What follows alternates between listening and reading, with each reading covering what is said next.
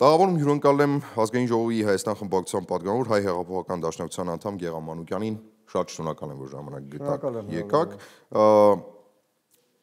Մինչև զրույցը տեղեկացրեցիք, որ Ազգային անվտանգության ծառայությունում եք եւ հանդիպել եք այնտեղ մեկուսացման մեջ գտնվող երկու սրբազաններին, ինչ կասեք, ինչպիսին է տրամադրությունները, ինչպես են իրենց զգում, ինչ են քննարկում օր ու գիշեր, փակ տարածքում երկուսով։ Իրականում ուրբաթ օրն էր, հայտնի դարձավ, որ Բաքսատ սրբազանի տեսակցությունները նոր բացել են, որովհետև արդեն մի քանի ամիս, որպեսզի հասկանանք այս երկրի արդարության համակարգի բարոյականության սահմանները, ընդհանրապես տեսակցությունների, շփումների արգելքը դրվում են այն մարդկանց վրա, որոնք կարող են նախաքննության վրա ազդեցություն ունենալ կամ նոր հանցանք կատարել։ Բայց քանի որ այսպես ասեմ քաղաքական մեկ փայտիկի շարժումով ասել էին այդ 18 արդարներին ու Բաքսատ սրբազանին պետքա բռնեք, ամբողջությամբ տեսակցությունները արգելել էին։ Հարցը հասել էր այնտեղ, որ նույնիսկ պայմանական մեր Իգոր Սարգսյան, Դաշնակցություն Հայաստանի Գերագույն մարմնի անդամ, Իգորի ընտանիքի անդամների վրա են տեսակցությունները արգելել։ Մարդ, որը ձերբակալվելուց հետո քննչական գործողություն գրեթե չի եղել, այսինքն նախաքննություն, բան չկա, բայց մինչև վերջ այդ մարդկային բարոյազրկել, ցավացնել, ցավ պատճառելը սրանց մոտ անմարդկային Հիմա բարոյալքում ցավ են պատճառում սրբազաններին։ Հա, նորմալ չի։ Հիմա Միքայել Սրբազանի հետ տեսակցությունները բաց էին, բախտաբար շաբաթվա օրերին պարբերաբար այցելում ենք։ Սիրում եք ԱԱՑ գնալ, էլի։ Ինչպես։ Սիրում եք ԱԱՑ գնալ։ Հա, այնտեղ իմ հարազատն է։ Այսօր իմ համար մի քիչ ավելի խորհրդանշական է, որտեղ երկու սրբազանների տեսակցությունը բաց էր, մեր նորընտիր պատգամավոր Պետրոս Մեղրյանի հետ էինք, քանի որ երկուսի տեսակցությունները բաց էր, գնացինք կամեր, գնացինք խուցում նստանք, այդ խուցում ես 6 ամիս ժամանակ եմ անցկացրել, հիմա ասում եմ դուք մոտրելու շատ ժամանակ եք ունեցել։ Ժամանակ հեռուստացույց չկար, սառնարան չկար, հիմա արդեն ցիվիլ մաս է։ Շատ չհեռանալու։ Շատ ուժեղ են, գիտեք, այսինքն միատ ուժեղության հետ կապված, էլի Միքայել Սրբազանին, որ միշտ հեռուստատեսություն, միշտ քարոզով, պատարակով, բանով տեսել են, վերջերս ասում եմ նայ ասում, ես բանակ որ գնացել եմ, քանի որ ճեմարանի սան էի, այսինքն համարվում է աստվածապաշտ, այսպես, անհուսալի էի խորհրդային իշխանության, ասում եմ, ինձ տարել էին Ղազախստանի հարավներ, Ստրոյբատ, բոլոր տարիքովները գիտեն, էլի, Ստրոյբատը այն բանն է,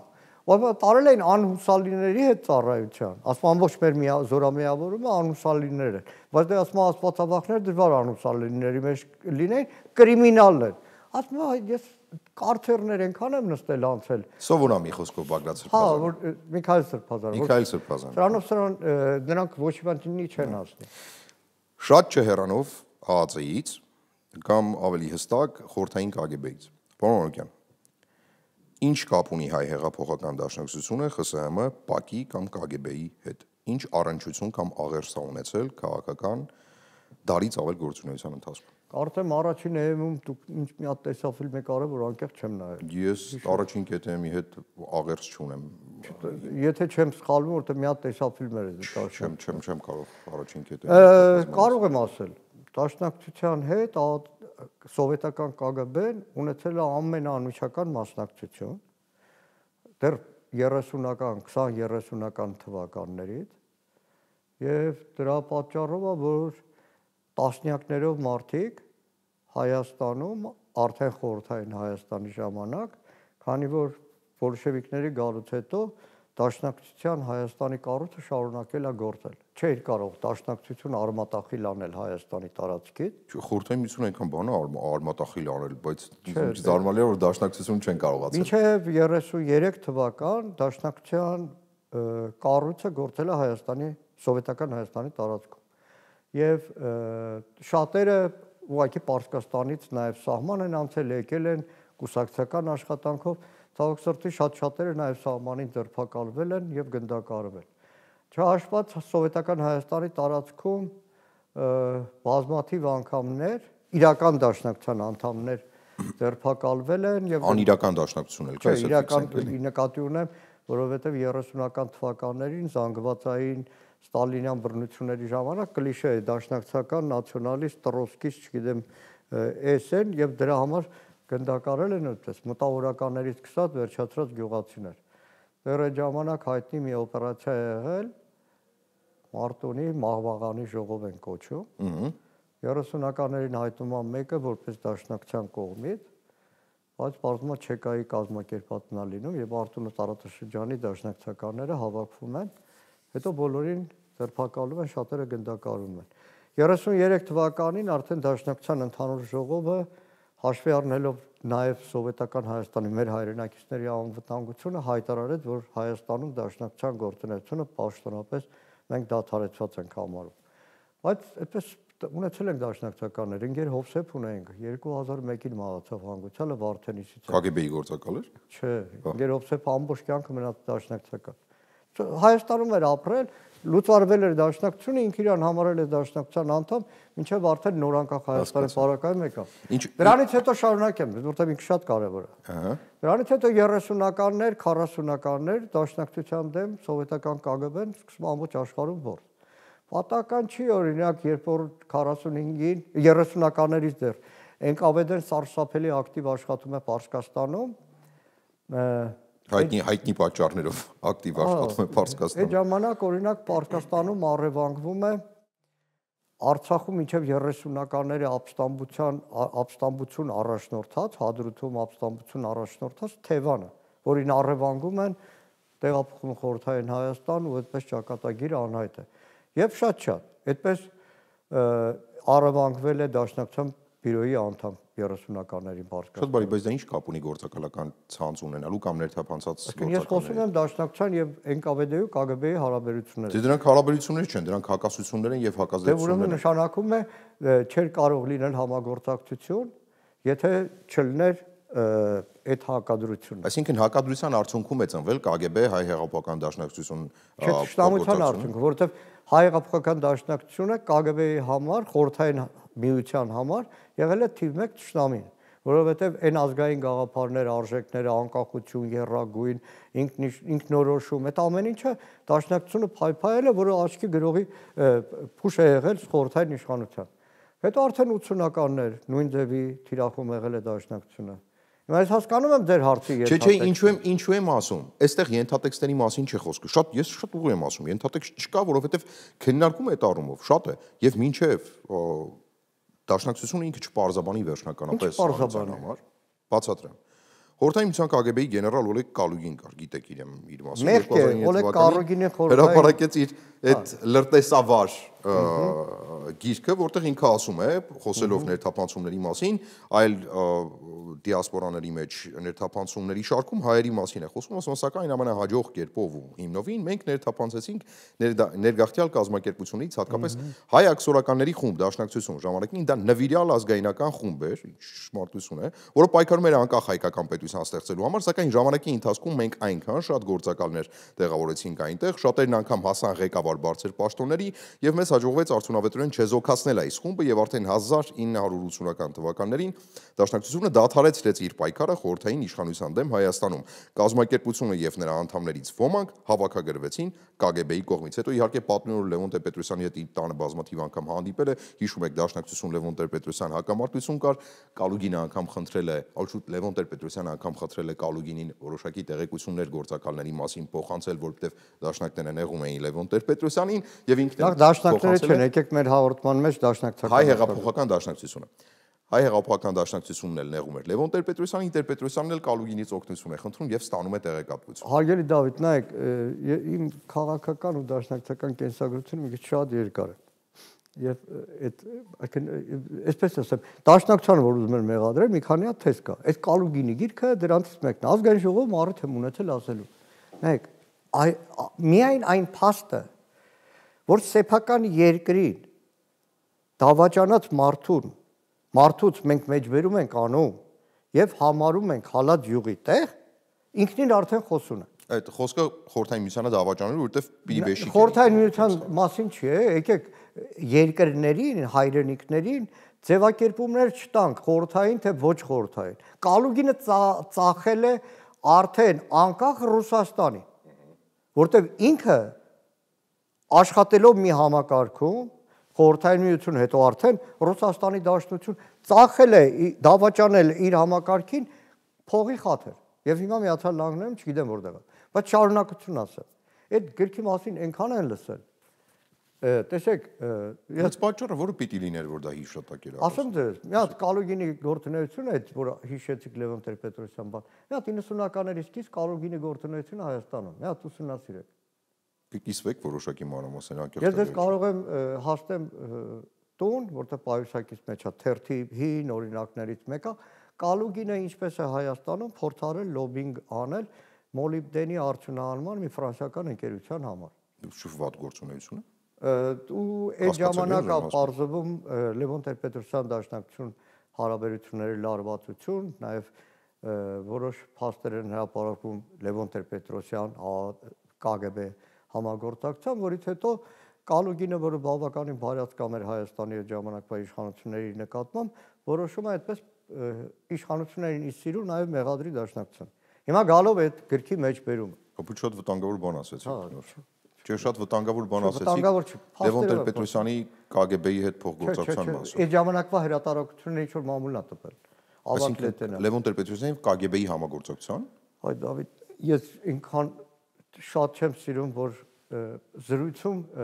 ինչ որ կար ժամանակում բաց եմ։ Ժամանակին թերթերում տպագրվեց Լևոն Տեր-Պետրոսյան որպես արևելագիտության ֆակուլտետի ուսանող, նաև փաստաթղթի ստորագրում Լևոն Տեր-Պետրոսյանը ստանում է KGB-ի պահեստազորի ավակ լեյտենանտի կոչում, նաև որպես զինվորական թարգմանիչ, դա նկատի ունեցեք արևելագիտականում այդպես է։ Բայց շարունակելով Կալուգին, նայեք, սարսափելի բառերի մեջ եմ ուզում մտնել։ Կալուգինը 90-ականներին է գրում այդ գիրքը։ 90-ականներին այլևս KGB-ի համար դաշնակցությունը, այդ վտարանդիական, որ դուք թարգմանում եք, այդ էմիգրանտская օրգանիզացիա, էմիգրանտական կազմակերպությունները դա 20-30-ականներին են։ Այսինքն նույնիսկ այն ձևակերպումները, որ տալիս է, երևում է, որ ինքը որպես KGB-ի աշխատակից շատ էլ խորամուխ չի եղել Սփյուռքում գործող կամ արտասահմանում գործող ազգային կուսակցություններին։ Հիմա դիցուկ ասма բանա, հատկապես Կալուգինի գրքում այնքան փաստեր ու հիմնազուր փաստեր կան։ Հիմա ես էլ կարող եմ ասել, ենթադրենք Ռեոփնի, այսինքն դուրս կամ Տարիկ Սարնեմ, Դավիթի հետ էլ մի քիչ լավ հարաբերություն չունենամ, մի հատ գիրք գրեմ եւ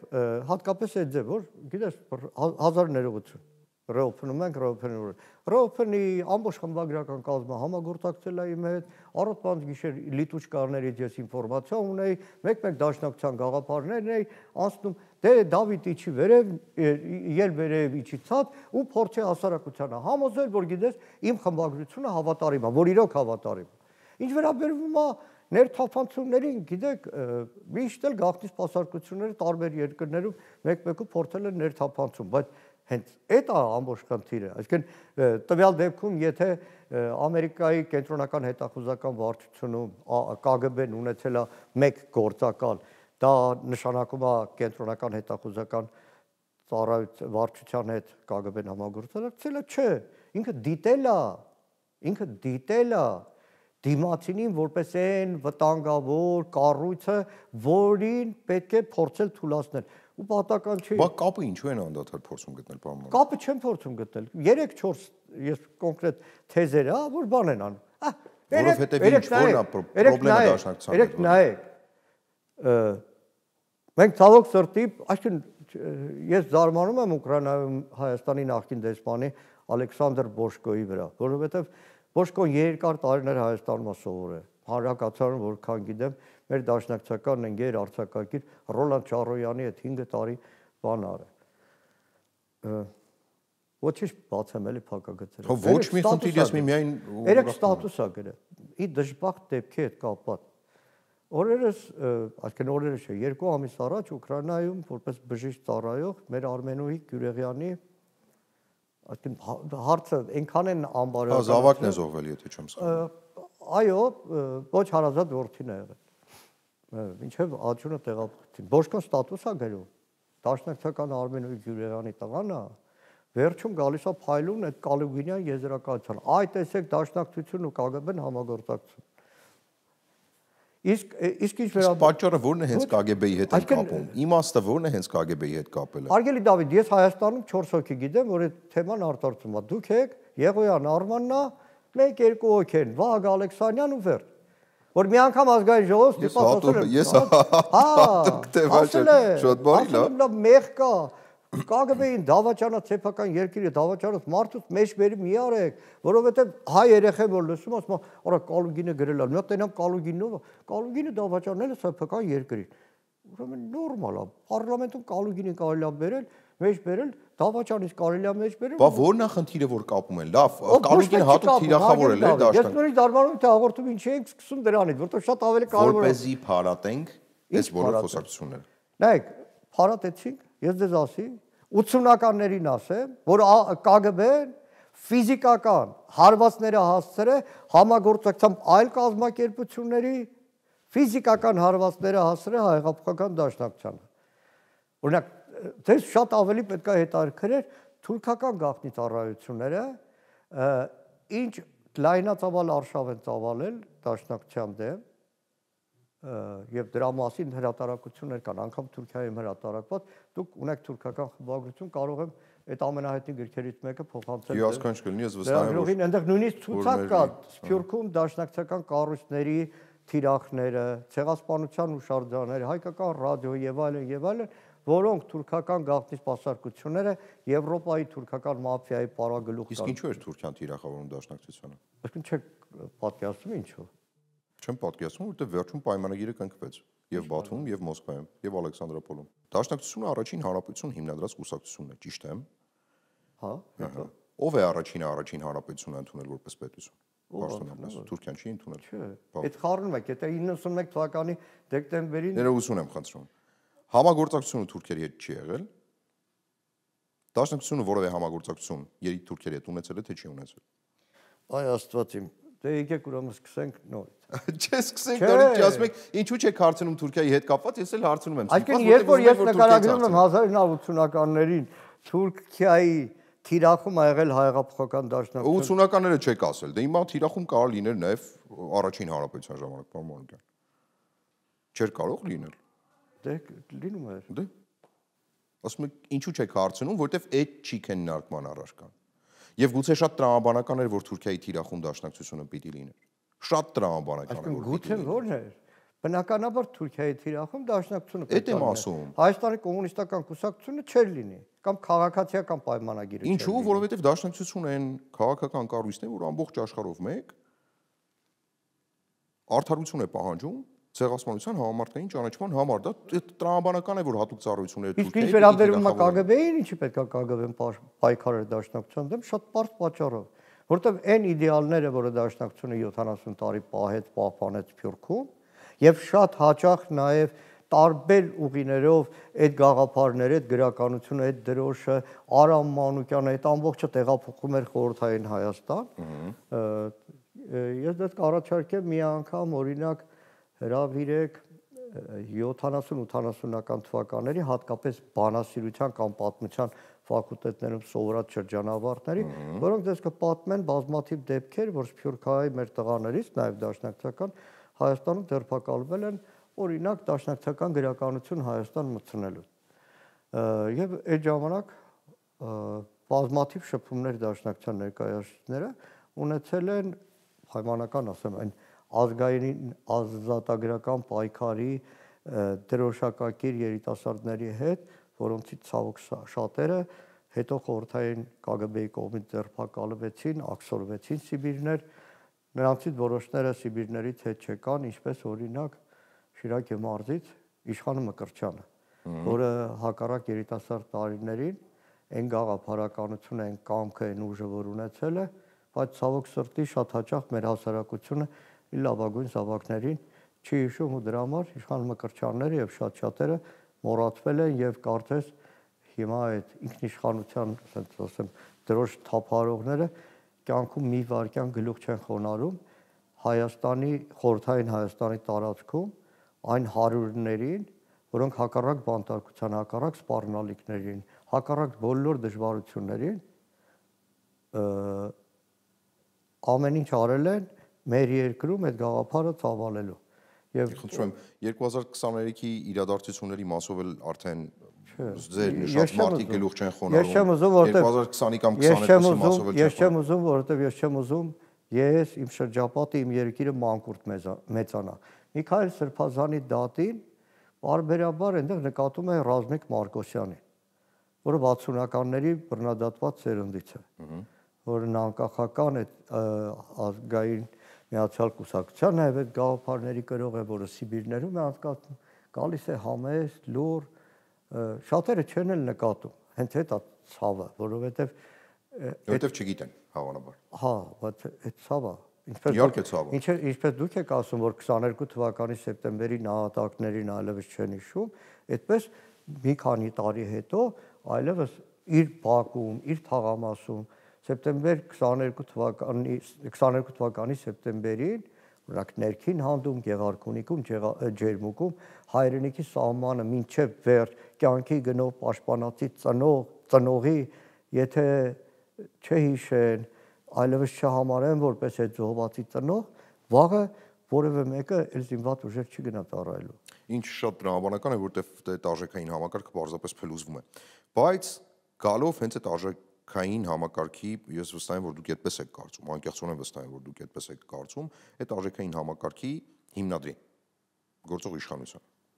նոր արժեքային համակարգի, որը խոշոր հաշվով ասում է, դե հիմա արդեն խաղաղությունը եկել է, ամեն բան նորմալ է, պետք է առաջ նայել, ի վերջո մոռանալ անցյալի դժվարությունները եւ այլն, բայց հասարակությունն էլ կարճ հիշողություն չունի ու շատ լավ հիշում է 2018 թվականի համագործակցությունը պարլամենտում։ Ու մինչև հիմա այո ձեզ մեղադրում են 7 քվ 2018-ին։ Եվ եթե ճիշտ այնտեղ վճռորոշ ձայները ավելի շատ հանրապետական կուսակցությունից էին կախված, բայց դաշնակցությունը որոշում կայացրեց, հայ-աղավաղական դաշնակցությունը ֆրակցիան որոշում կայացրեց ամեն դեպքում քվեարկել եւ Նիկոլ Փաշինյանին դարձնել պատգամավոր, բայց Նիկոլ Փաշինյանը դրանից առաջ էր պատգամավոր եւ դուք եւս իր հետ շփվելու հնարավորություն եք ունեցել։ Գնահատել եք իր կարողությունները, իմացել եք աշխարհընկալումը, գիտելիքները եւ երբ դուք իբրև ավելի փորձառու քաղաքական ուժի ներկայացուցիչ քվեն տալիս եք, որպեսզի Փաշինյանը դառնա ղեկավար, ավտոմատ չեք դառնում իր իշխանության գալու եւ դրանից բխած խնդիրների փայատերը։ Հարգելի Դավիթ, ընդհանրապես գիտեք, ես պատմաբան չեմ, արվել է գիտեմ, բայց միշտ քանի որ շփումս դրա մեջ է եւ նաեւ մոտ 2.5 տասնամյակ լրագրության, իսկ իմ համար շատ կարեւոր է մեր երկրում ամենամեծ բացերից մեկը ինստիտուցիոնալ հիշողությունը։ Ամեն ինչը ես ուզում եմ նայեմ ժամանակի մեջ եւ այդ տարածքում։ Եվ 2018-ի ապրիլն եմ, երբ որ վերհիշում, կուսակցական բարձր պաշտոնյա չունեի իրականում, ես հեռուստատեսությունում էի։ Ապրիլն եմ հիշում, պետք է հիշենք, թե ինչ մթնոլորտ էր։ Մայիսի 1-ի, երբ որ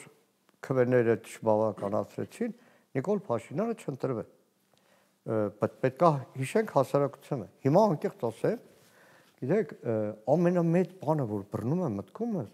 ես այլևս որևէ մեկին չեմ տեսնում, որ ասի 18 թվականին կանգնել եմ հրապարակում, լավ եմ արել, որ ասի 18 թվականին փողոց եմ փակել, լավ եմ արել,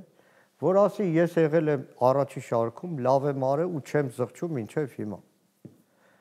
Ինքը 18 թվականը չեն կարող 2025 թվականի հոկտեմբերի 13-ին տաղավարում նստել եւ ասել, այ գիտեք, ձեր դաշնակցական 7-6 падգամավոր քվեարկել է Նիկոլ Փաշինյանի օգտին, որովհետեւ դուք պետք է հիշեք այդ մթնոլորտը, այն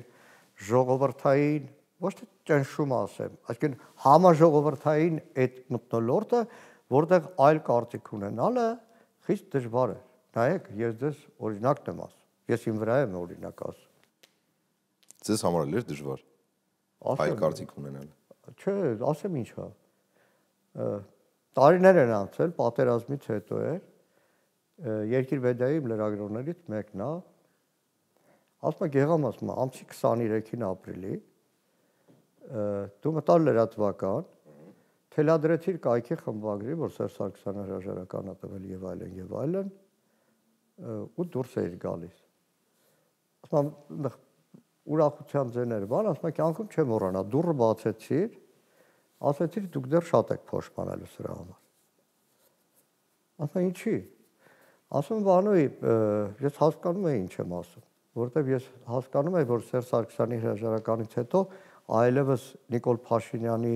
իշխանատենչությունը չի թողելու որևէ այլ տեխնացու լինի, ինքնաավտոմատ։ Ասեմ նայի տարբերություն մեծ մասի, ես Նիկոլ Փաշինյանի մասին լսել եմ վերջի 10-15 տարի։ Ես գիտեմ, որ հայկական մամուլում եթե կա կոռուպցիա, դրա հիմնադիրը Նիկոլ Փաշինյանն է։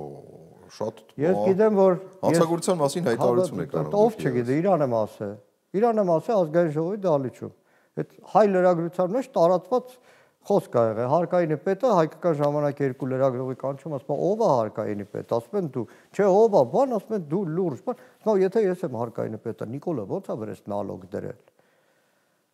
Հիմա ազնիվ չեն նրա այդ աշխատած այն լրագրողները, որ հիմա չկմեղանում են։ Հո բոլորը գիտեին ամեն նախարար ինչքան ոնց։ Որովհետև ես տարիներ շարունակ եմ տեսել այդ վերիվարումները, դավաճանությունները Նիկոլ Փաշինյանի, երկու օր մտնի Հակով խորհրդարան երրորդ օրը ամբողջությամբ լրիվ ուրիշ գիծանի։ Ես տեսել եմ ի վերջո այն Նիկոլ Փաշինյանը, որ այդ իշխանությունները լավ է քփություն անում, շատ հաճախ։ Եվ լիքը բան է։ Բայց համառ է։ Ինչպես։ Համառ է, իր նպատակների մեջ համառ է։ Լավ որոշ Չէ համառ չի, համաձայն չեք որ։ Որոշ դեպքում համառությունը լրիվ ուրիշ բանի հետ են համեմատում։ Հա, իշխանատենչության, կույր իշխանատենչությունը, բայց ասեմ, այդ հիմա դուք ասում եք, մտոլորտը այդ լրիվ ուրիշ է։ Երբ որ ես մի անգամ եմ առիթ ունեցել իմ ընտանիքի անդամներին։ Այսինքն առողջ դատողությունը տանուլ է տվել հանրային մթնոլորտին։ Այո։ Այո։ Քաղաքական գործընկերություն, պետական մտածելակերպ Հարգելի Դավիթ, ես Կիրակի օրը ունեի հաղորդում։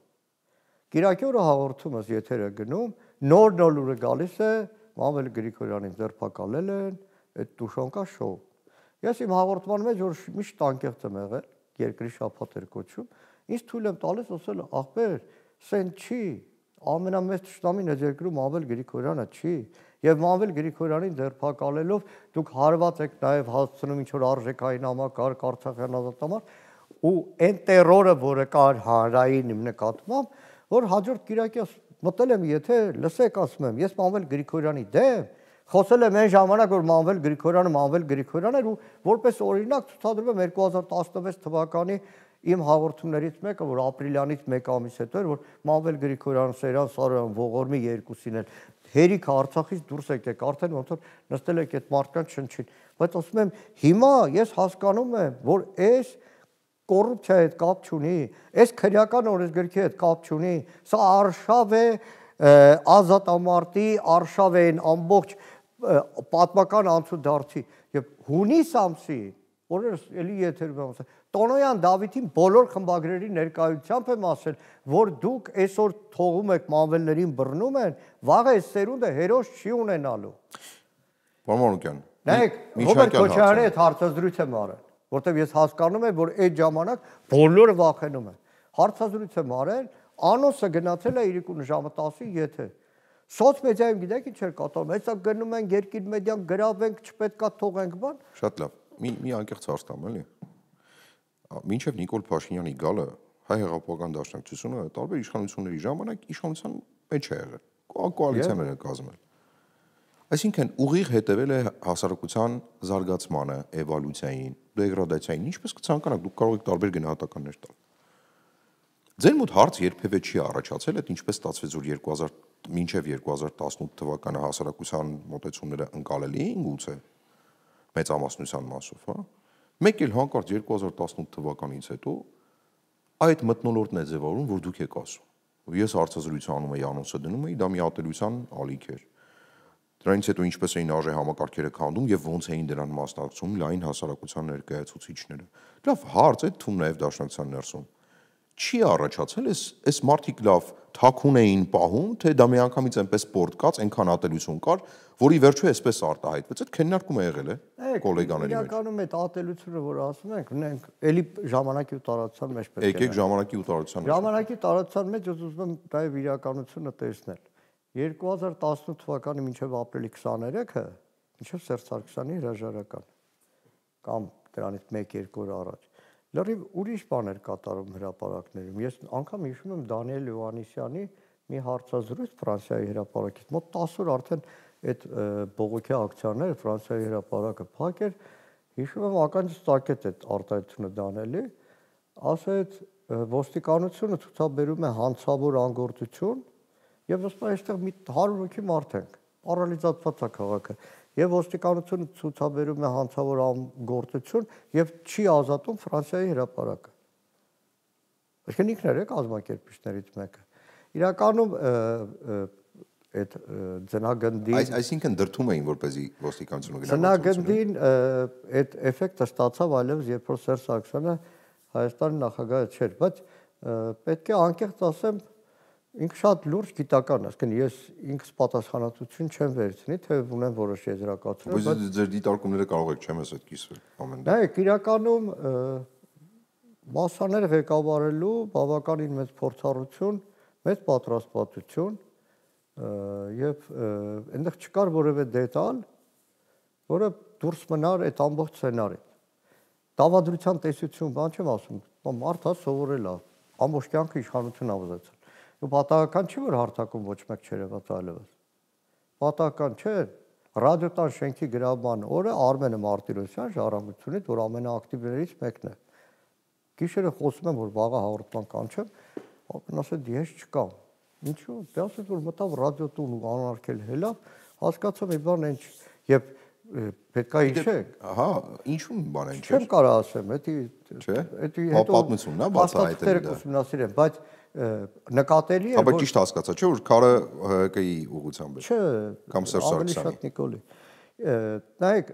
այդ ժամանակ որովհետեւ երկու տարբեր շարժումներից էր առաջ եկել այդ ամբողջը, Մերժի Սերժին եւ Քայլարան, բայց շատ արագ մաքրվեց, ոնց որ 30-ականների Ստալինը մի հատ խմբանկար ունի, որ տարբեր տարիներից խմբանկարից 1, 2, 3 պակասում են, ոչ Ստալինն է մնում։ Այդպես հարթակում այլևս որևէ մեկը չկար։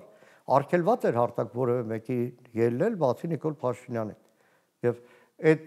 ժամանակ էր այդ դիկտատորական բաները։ Բայց իմ համար իրականում 2018-ը մի հատ մեծ ահավորություն ունի։ Որը։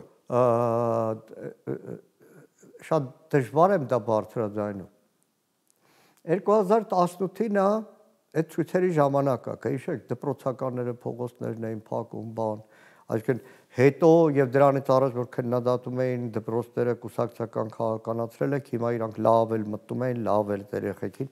հանում էին, աղջիկս հերացի հենակետային վարժարանում է սովորում։ Ավարտում էր դպրոցը։ Տնօրենը զանգեց պարոն Մամիկյան, Զարուհի Փոստանջանը եկել այստեղ ու եթեր սկանդալ է դնում, խնդրում եմ, կարող է օգնեք, ախր դասա պրոցես բան է խանգարում, գնում հասնում եմ հերացու դպրոցի մոտ, Զարուհին ուղիղ եթերը չեմ էլ անդրադառնում, Զարասում ինչ ես ուզում։ Բա իմ երեխուն չեն թողնում դուրս գա բան, Զարասում իմ երեխեն էլ այստեղ սովորում, չի ուզում, չի դուրս գալիս, ով ուզում է դուրս կգա։ Հա, այդ են Զարուհիներ, որ հեղափոխության ժամանակ անգամ թույլ չտվեցին ելույթ ունենալ։ Այդտեղ մի հատ տատի է մոտենում։ Անուշ տատի էր։ Ինչ որ փորձեց սաստել Զարուհուն։ Զարուհին ասեց, այդ այնց եք սերուն դաստիարակը, որ այսօրն ենք ընկել, այդտեղ պայթեցին այդ աշակերտ, դասատու բան, որովհետև կյաժի տատին էր։ Ապրիլյանի զո։ Որ այդպեսի թորա դաստիարակը եւ ռուսերենն է դասավանդում հերացու դպրոցում։ Բայց ամենաահավորը հետո պետք է լիներ 20 թվականի սեպտեմբերից հետո։ Աղջիկս գրեթե ամբողջ օրը ինձ հետ միասին, այսինքն տանը մենակ էի։ Տղաս առաջնագծում էր կինս, այստեղ չէր։ Հա, բայց շատ չեղվեցինք, պարոն։ Չէ, կանի է 18 թիվ եմ ես ասում, պետք է ապրենք այդ խավարանով պետք է անցնենք։ Ես այդ 2 ամսվա մեջ 4 անգամ աղջիկաս ղժոցն եմ լսել մեր խմբագրությունում։ Որտեվ հասնում էր իր համադասարանցիների կամ համադպրոցական երեխեքի զոհվելու լուրը։ Ու մեկ էլ մի օր գիշեր անդրադարձա, որ այն սերունդն է, այսօր մարտի դաշտում, այսօր մեծամասամբ զոհում, այն սերունդն է, որ դպրոց էր ավարտում 2018-ին եւ մասնակից էին այդ փողոց փակել այդ ամեն ինչը, որովհետեւ բոլորի մոտ այդ լավ հույսեր էին, լավ ցանկություններ էին, լավ երազանքներ էին, խաղաղ երազանքներ էին, լուսավոր կյանքեր, բայց ամենաահավորը այդ 18 տարեկան երեխեքն էին, որ ամենամեծ գինը իրենք վճարեցին։ Շատ բարի, պարոն Մանուկյան, բայց ասածս ուրիշ բանի մասին է։ Քիչ առաջ դե շաբաթ զրույց եմ ունեցել նաև ՀԿ խմբակցության ղեկավար Հայկ Մամիջանյանի հետ ու հարցը շատ հստակ է, օրինակ 17 թվականի ընտրությունների ժամանակ հանրապետական հավաքեց 49.17% ձայն։ Մեկ էլ հանկարծ 18-ի ընտրությունների ժամանակ հավաքեց 4.2% ձայն։ Ինչ 10 անգամ պակաս սկսեցին ՀՀԿ-ին սիրել, ոչ, չէ։ Այսինքն ինչ որ բան եփել է տարիներ շարունակ։ Ու երբ որ ես հարցնում եմ հայ հեղափոխական դաշնակցությունը իր փայաբաժին մեղքը ունի, այն ամեն ինչի մեջ ինչ տեղի ունեցավ 2018-ին, պորտկման ձևաչափով, անունը դրեք հեղափոխություն, մասաների կառավարում, թե որևէ այլ բան։ Կա մտորել եք դրա մասին, գործընկերների, կուսակիցների հետ, որն է պատճառը, որ հասավ դրան։ Բնականաբար, իսկ որն էր այդ որ գաղտնի ժողով, բաց ժողովներ, այդ բոլոր ժողովներին, ընդհանրապես հաշվետու ժողովներին կատարում ախտաճանաչում, որի հիման վրա էլ նոր ապագա ծրագրերի մշակումը, որ շատ ավելի օբյեկտիվ եւ ռեալ իրականության վրա, բայց բաներ կա, որ իրականում, այսպես ասեմ, սիրողական մակարդակով վերլուծության ենթակա չի։ Տեսեք, Ենոքավանը 17 թվականին Նիկոլ Փաշինյանը հավաքել է 20 քանի ձեն, 18 թվականի դեկտեմբերին մի քանի տասնյակ հազար ձեն։ Որի բացատրությունը չկա, իրականում չկա։ Ես իմ քանակերը վրա ասեմ, չկա այդ բացատրությունը։ Կարող էր ուղղակի մարդկանց հաճելի էր, որ այդ հեղափոխությունը արեցին։ Բացառապես հաճույքի համար հեղափոխություն չես անում։ Չէ, ինչ որ բան կուտակվում է, որ պայքարում։ Չէ, տեսեք, ես իմ բնակավայրի վրա վերցնեմ, որ միշտ մեծ պայքար ա եղել եւ հանրապետական եւ բարգավաճ, որտեղ սեփական տների թաղ ա եղել քանակերը, բազմաբնակարաններ կան, բայց հիմնականում ուրիշ նիստ ու կացի արժեքային համակարգը, որտեղ ԲՀԿ-ն էլ ա եղել, հանրապետականն էլ ա մեր թաղերում, բայց մեկ էլ 18 թվականին, հետո ասում եմ, ինչեւ իմ այլ զրուցում եմ քանակերությունների հետ։ Ժողովուրդ ասում, եկաք ընտրության, տասնյակ հազարով քվեարկեցիք մի մարդու օգտին,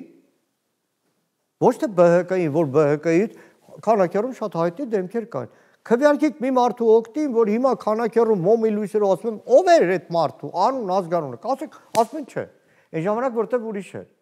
Երեխեքը ջահելները տատիներին ասում էին համար 4։ Տատու համար այլևս էական չէ, այդ ովա տեխնացում բան, թորս ասել է համար 4 քվեարկում է։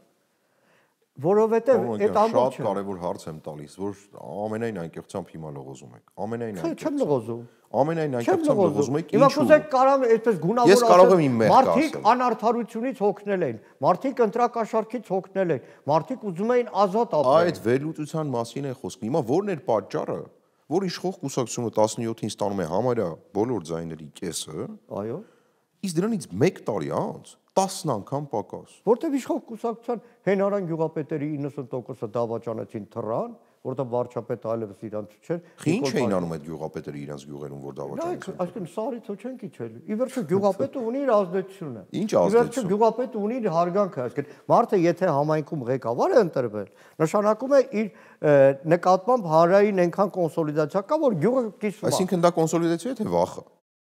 Չեմ ասի վախը շատ հաճախ։ Վախի տարն է կա, բայց նաև հարգանքը կա, նաև Գերդաստանի հասկացությունը կա, որտեղ գյուղերում Այսինքն քաղաքացիական հասարակություն չէր ձևավորվել որպես այդպեսին։ Այսինքն հիմա կարող ենք ասել քաղաքացիական հասարակություն եւ եթե գալիս ենք պորտկմանը 2018-ի, ձեր գնահատականը ո՞րն էր պատճառը, որ դա տեղի ունեցավ շատ արագ եւ նման ձևաչափով։ Ու բոլորը ստիպված եղաք իդեպ համակերպել։ Ուղղակի տարբեր գործոններ, հոգեբանական, չերևացող, մանիպուլյացիոն, մարդուն բոլոր աշխարհի տակ եղած խոստումները բոլորը հնչեցին։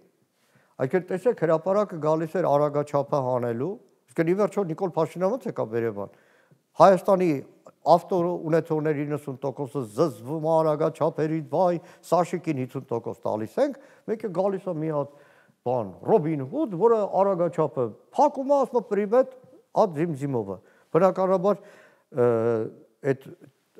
տուգանքների տակ չկռացող տաքսովարորդը պետք է ասի, արա սրանից լավ մարդ, տեսախցիկները ասի սրանից լավ մարդ, մարդը կանգներ հրապարակում ասել է գյուղ վարկերը ջրելու ենք լրիվ վարկերը։ Բնականաբար մարդը տեսնում է այն վարկային պատմությունն ու տոկոսը, սև ցուցակը, բան ասում է, արա սրանից լավ, ու այսպես ես կարող եմ Այդ հասարակությունը ինչպես է ձևավորվել, ում իշխանության օրոք է ձևավորվել։ Իմ իշխանության օրոք չի։ Ցավալին գիտեք որն է, տեսեք, ես եմ չէ պատասխանատու իմ զավակի դասյարակության համար։ Հետո Ես եմ պատասխանատու, հարևանս չի, ես չեմ կարող հարևանից մեղադրել, որ երեխաս կարդալ չգիտի։ Ես ինքս ինձ պիտի մեղադրեմ, մյուսներն ինձ պիտի մեղադրեն։ Նույնն էլ հասարակության իշխանության հարաբերությունների տրամաբանության մեջ է։ Եթե հիմա հանրապետական կուսակցությունը կլինի, իշխանության տարբեր շրջանում իշխանության մաս կազմած հայ հեղափոխական դաշնակցությունը կլինի, բողոքում է գործող իշխանությունից, չպիտի հաշվի առնենք այդ հանգամանքը, որ այն մարդիկ, ովքեր ընտրել են Նիկոլ Փաշինյանին, իրենց քաղաքացիական եւ քաղաքական հայացքներով ձևավորվել են նախորդ 20-ամյակի կամ 25-ամյակի ընթացքում։ Այդ բանը, այդպես համաձայն չեմ։ Բայց ինչպես։ Ասեմ դե։ Օրինակ ինչ եք կարծում 94 թվականի Հայաստանի քաղաքացին կամ 92-ի Հայաստանի քաղաքացին 2018-ին Նիկոլ Փաշինյանին իշխանության կբեր թե ոչ։ Ինչ եք կարծում։ Կախված է այդ օրվա քարոզությունից, կախված է այն հանրության վրա։ Մակարդակներն են վերցում։ Տեսեք, նայեք, տարիքային առումով եթե նայում ենք, բարձր սերունդի մարդիկ են, որ այսօր էլ իշխանության աջակցում են, երբ որ ասում են այ վերջին 30 տարին մեր կրթական համակարգը փլուզվեց, երբ որ ժամանակային առումով նայում ես, նկատում ես, որ դա 80-ականների, 70-ականների վերջ 80-ականների կրթություն ստացած մարդիկ են, այսինքն 30 տարվա կրթական համակարգի հետ կապ չունի։ Եվ իրականում ձեզ Նա զուգահեռ տանեմ։ Օրերս տեսանյութ կար համացանցում 89 թվական օգոստոս 24 Ձախ Հարութը ելույթ ունենում Հրազդան ստադիոնում։ Ես լավ եմ հիշում այդ օրը, որովհետև 2 օր առաջ բանակից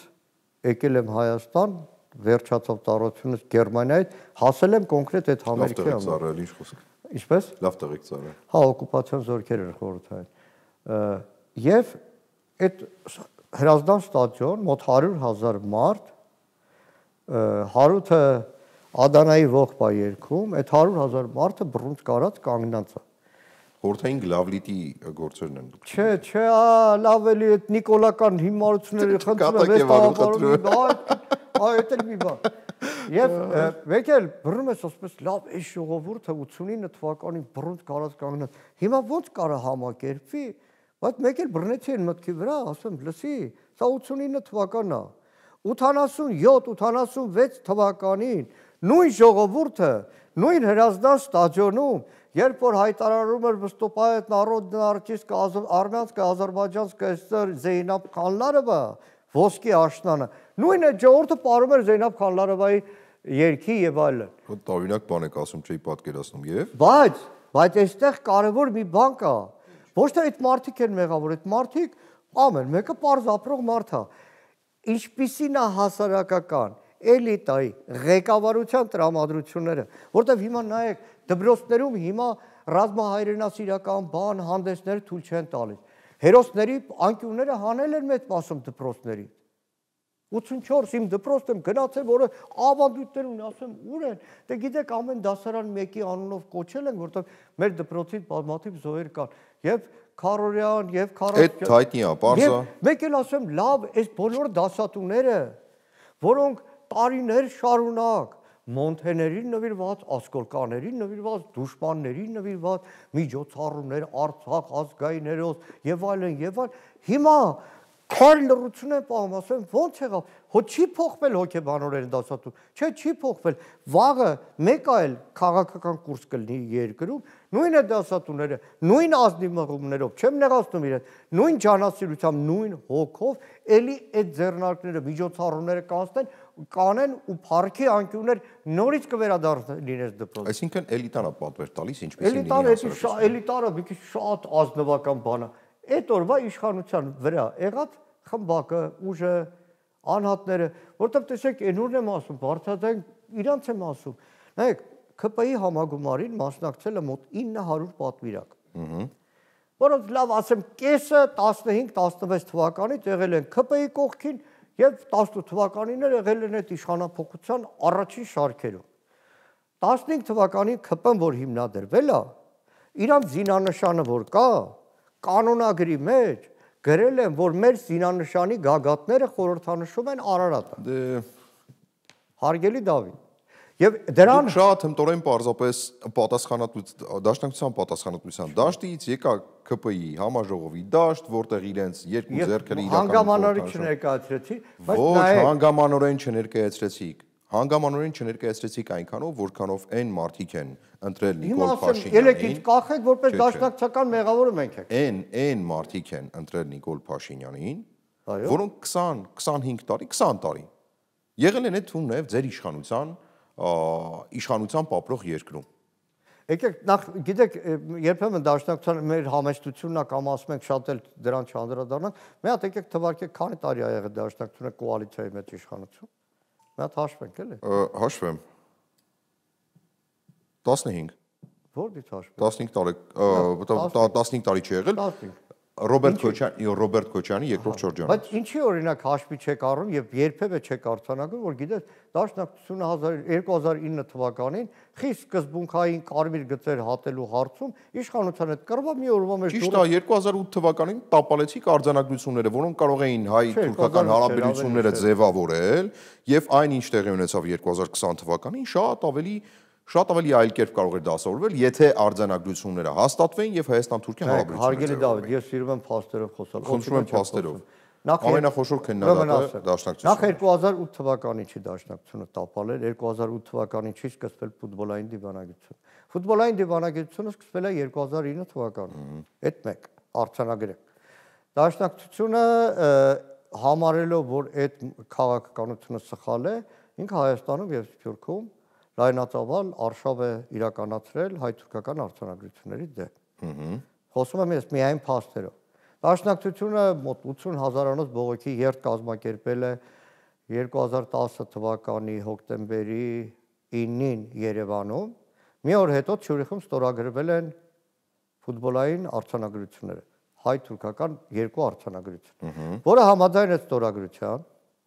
պետք է ներպետական վավերացման սահմանադրականության հարցը քննարկել, որից հետո պետք է դրվեր խորհրդարանների վավերացման։ Ինչ կատարվեց։ Ինչ կատարվեց։ Հայաստանի նախագահան այդ ուղարկեց սահմանադրական դատարան, սահմանադրական դատարանը 2011 թվականի հունվարի 13-ին ես կոնկրետ վարքյան ու փաստով եմ ասում։ Եզրակացություն տվեց, որ այս փաստաթղթերը երկու սահմանադրությանը համապատասխան են, եթե ցեղասպանության ուրացման հարց, եթե չհակասի անկախության հռչակագրին, ինքը գծեց այն սահմանները, որով կարող է համարվել սա սահմանադրական։ 3 օր շարունակ Թուրքիայում որևէ մեկը ծպտուն չէր անում այդ մեր սահմանադրական դատարանի հարցում։ 3 օր հետո Թուրքիան պաշտոնապես հայտարարեց, որ Հայաստանի սահմանադրական դատարանը նախապայմանները առաջ քաշում։ Էրդողանն էլ ուղարկել էր դա Թուրքիայի խորհրդարանի արտաքին հարաբերությունների հանձնաժողով, որտեղ քննածված էր դա, ընդ որում առաջին իսկ պահից ուղեկից նամակ էր հրապարակել խորհրդարանին, որ սա փաստորեն դե ֆակտո ճանաչում է ռուս-թուրքական պայմանագրերը բան, երբ արդարադարձիկ այդ նամակը իրանք էլ գաղտնիացրեցին։ Մինչև 2015 թվական ինքը քննադատել ենք եւ այլն, բայց Թուրքիայի հետ արձանագրությունների ստորագրումը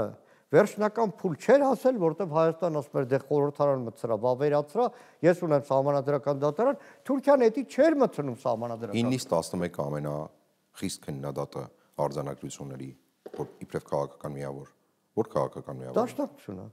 Հա, բայց ասեմ ինչի։ Ինչի։ Որտեղ ասում ենք ախպեր, այս թղթի մեջ նախապայմաններ կա։ Իշխանությունն ասում էր չկա։ Լավ, այդ տարիներին մենք էլ ասում ենք, եթե նախապայման չկա, ինչի Թուրքիան չի վավերացնում այդ արձանագրությունը։ Իսկ հստակ էր նախապայման։ Այն ժամանակ ոնց որ հիմա է, հիմա Նիկոլ Փաշինյանն ասում Ադրբեջանի հետ որևէ ուրիշ պայմանավորվածություն չկա, նախաստորագրել ենք, վերջ խաղաղությունը կնքել ենք, 3 օրը մեկ Ալիևն ասում է, հոբ, պետքա էս անես։ Վերջնարդյունքում ինչ ստացվեց։ Մի վարքյան էլ հարգելի Դավիթ ջան, եւ փաստերը ավարտեն։ Եվ դրա համար ասում ենք դե ստորագրի, բայց Թուրքիան ասում էր, չէ, որտեվ այն ժամանակ եւ հիմա իշխանությունն ասում էր Թուրքիայի հետ մեր հարաբերությունները կարգավորվում են առանց նախապայմանների, բայց ասում ենք սա է թուրքական նախապայման։ Թուրքիան ասում էր Ադրբեջանի հետ ձեր հարցերը պետքա լուծեք։ Ցեղասպանության հարցը ձեր օրակարգից պետք է։ Հիմա էլ ասում ինչ տարուց։ Չէ, բա Ռուբեն Ռուբինյանին լսեք, հիմա ասում է, չկա տես բան։ Հիմա շատ ավելի բարդ պայմաններում։ Չէ, դուք փորձում եք շրջանցել բոլոր եղած են հարցերը եւ ասել, այ տեսեք, թող ստորագրեին։ Թող ով չստորագրե։ Թուրքիան, ինչի, որտեղ նախապայմաններ էր դնում։ Մենք այս տաղավարում նույն թեման ունեցել ենք քննարկման, երբ Սերժ Սարգսյանն էլ իր հրաժարականի առաջին իսկ պահից ասում էր Նիկոլ Փաշինյանը եկել է հողեր հանձնել։ Նա էլ ամեն ինչ անում էր, որ ապացուցեր։ Ներողություն էլի։ Դե ինքը չի ասել, ես շրջանակի խոսքն եմ ասում ձեզ, որովհետև պարոն Մամիջանյանն էլ դա ընդունել, զրուցում էինք իր հետ այդ մասին, որ այո, այդ խոսույթը շրջանառվում էր, որովհետև մենք գիտեինք ինչ է կատարվում, կոպիտ ասած։ Հիմա նույնն էր Նիկոլ Փաշինյանի պարագայում։ Եկավ ու սկսեց ապացուցել, որ չէ, ես չեմ եկել հողեր հանձնելու եւ Տավուշյան իրադարձությունները ձևավորեց։ Չէ, ներողություն։ Նույնն էլ այս պարագայում, չէ, իրավիճակների մասին է խոսքը, ժամանակների մասին չի խոսքը։ Ժամանակների մասին չի խոսքը, իրավիճակների մասին է խոսքը։ Նույնն էլ այս պարագայում 9-11-ն ընկած ժամանակահատվածում 2009-2011 թվականները Դաշնակցությունը այնպիսի արշավ էր սկսել արձանագրությունների դեմ, այնպիսի հանրային տրամադրվածություն էր ձևավորել, որ Սերժ Սարգսյանը պարզապես ունակ չէր դա որևէ կերպ առաջ մղելու, որովհետև կար հստակ ճնշում ոչ միայն արդեն ներսից, այլ նաև դրսից Սփյուռքից։ Եվ Դաշնակցությունը բոլոր լծակները օգտագործեց, որ Սերժ Սարգսյանը պարզապես քայլ առաջ չանի, չփորձի կարգավորման ուղղությամբ, կոնկրետ ուղղություններով, կոնկրետ պայմանավորվածություններով, կոնկրետ ճնշումներով արդեն Թուրքիայի վրա ստիպել, որ սահմանը բացվի եւ հարաբերությունները զարգանա։ Հարգելի Դավիթ, նորից եմ ասում, փաստերով եմ խոսում։ Հա, թվերը ասել փաստեր չեն։ Ամեն ինչ արեց այս արձանագրությունները հնարավոր շուտ ավելացրելու։ Հասցրեց համանadrական դատարան, համանadrական դատարանի որոշումը ստացավ, բայց այստեղ շան գլուխ այստեղ էր թաղված։ Ես մի առիթ ունեցել եմ այդ թեմայով, այստեղ մեծ համաժողով էր։ Թուրքերն ներկա ժամանակվա մաթիկա հիմա Մեհմեդ Ալի Բիրանդը մեծ վելուտաբան, նախկին գեներալներ, հայ-թուրքական հաշտեցման հանձնաժողովի անդամներ։ Հիմա հայկական կողմը հա բարձրացնում էր, ասում են ինչի չեք վավերացնում։ Դե վավերացրեք։ Հիշում եմ թուրք գեներալներից մեկը բանախոս ասաց, դե կարևորը պրոցեսն է, երկու երկրների այս հաշտեցման պրոցեսն է, որ իրականում արդյունքը պետք չէր Թուրքիային։ Թուրքիային պետք էր միջազգային ասպարեզում իմիջ դե հայր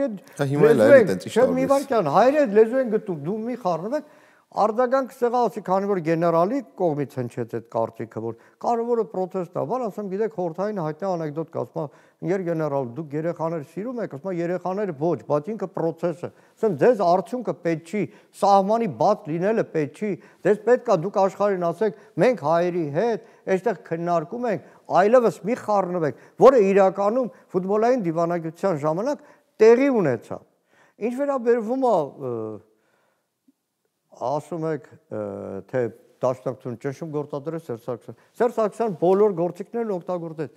Գնդակը Թուրքիայի դաշտում էր, ոնց որ այդ ժամանակ Հայաստանի իշխանությունը։ Հիմա նույնականացնում եք իրավիճակային ժամանակվա իրավիճակի հետ։ Չէ, լրիվ ուրիշ բան է, հարգելի Էլի չի ձգում Թուրքիան։ Հարգելի Դավիթ, նայեք, ես եղել եմ այդ ժամանակ լրատվականի ղեկավար ու տոտալ, այսպես ասեմ, քննադատողներից մեկը, որպեսզի իմ լրատվական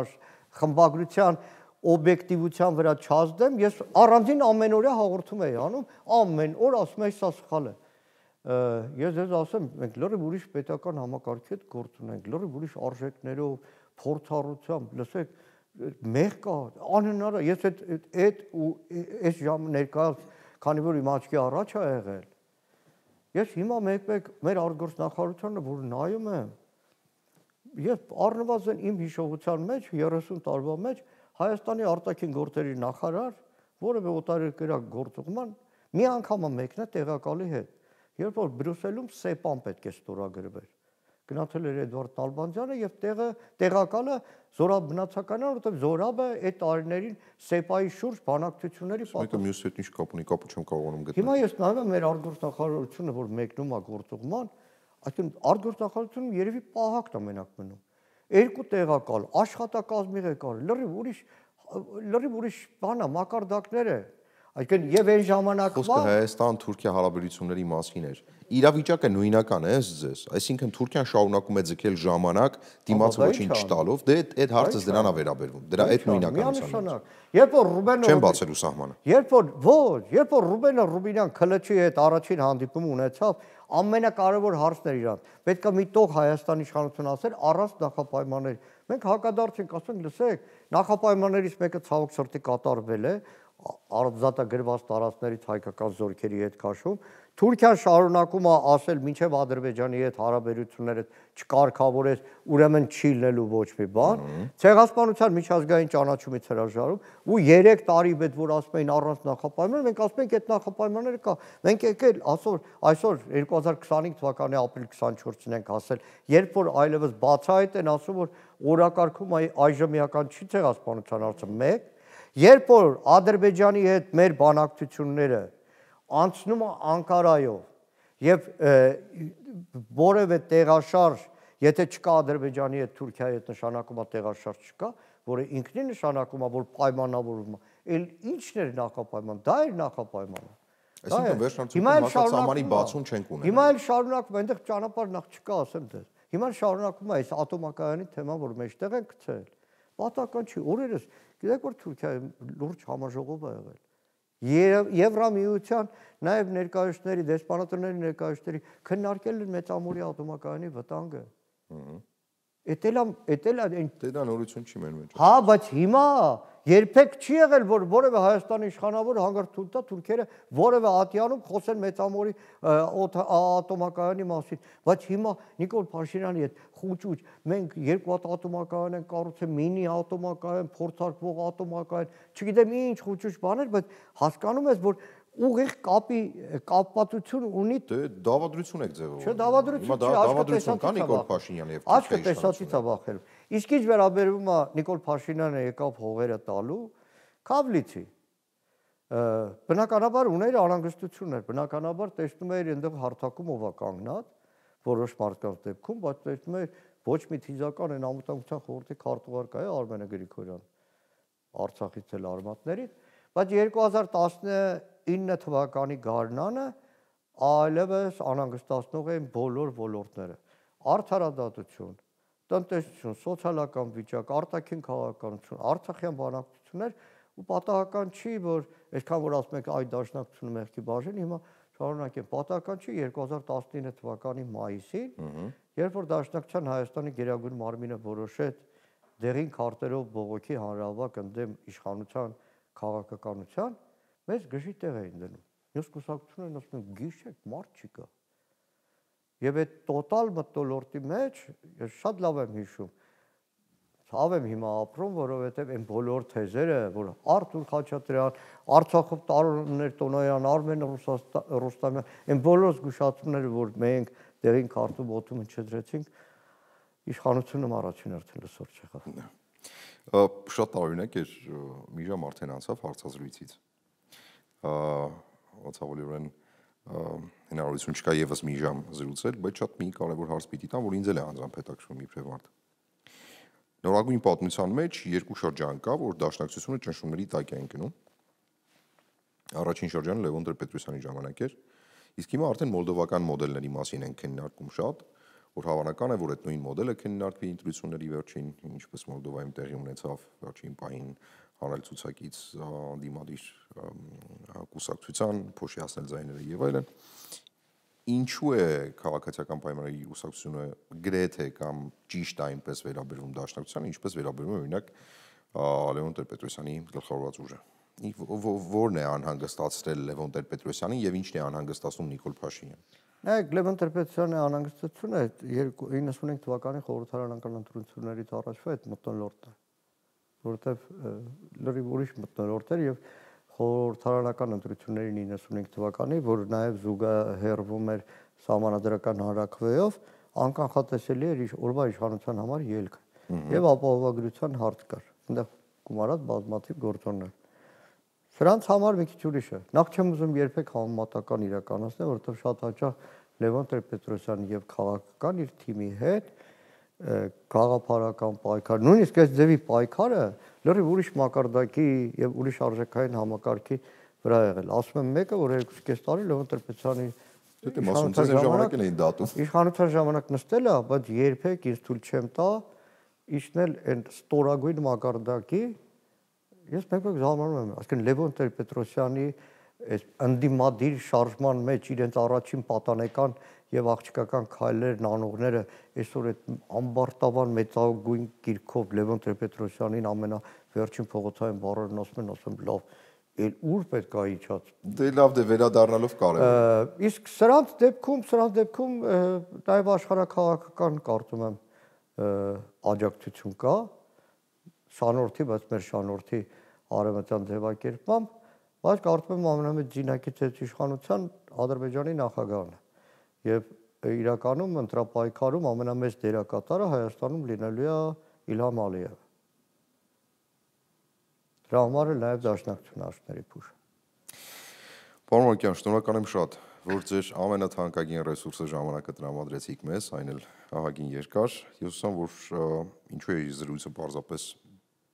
փորձում տանել այն գլոբալ հարցերին, ես ասում եմ, արտահայտում եմ այն, ինչ որ շատ դեպքերում ինձ են հարցնում եւ շատ դեպքերում ինձ են ուղում, ու ցանկանում եմ, որ հենց դուք պատասխանները դրա տակ, որովհետեւ ավելի լավ պատասխանը չի կարող տալ, քան հասցեատելը։ Եվ հուսամ դեռ հանդիպելու հնարավորություն կունենանք։ Մեր հեռուստադիտողներին հիշեցնում եմ, որ տաղավարում զրուցում էի Ազգային ժողովի падգամավոր, Հայաստան խմբակցության падգամավոր, Հայ հեղափոխական դաշնակցության անդամ Գեղամ Մանուկյանի հետ։ Մնացեք մեր եթերում։